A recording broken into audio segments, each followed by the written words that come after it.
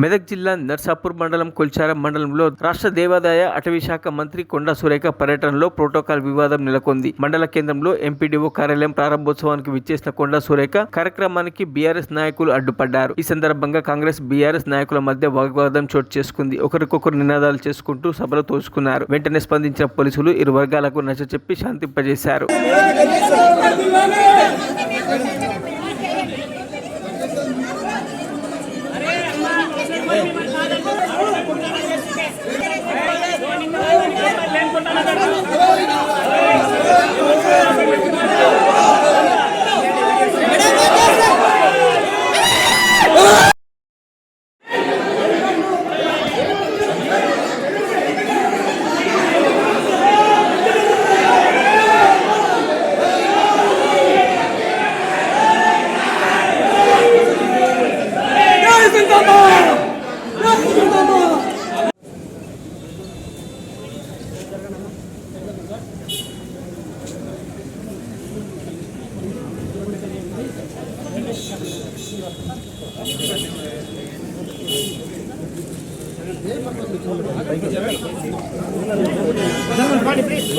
మరిన్ని అప్డేట్స్ కోసం మా ఛానల్ని సబ్స్క్రైబ్ చేయండి.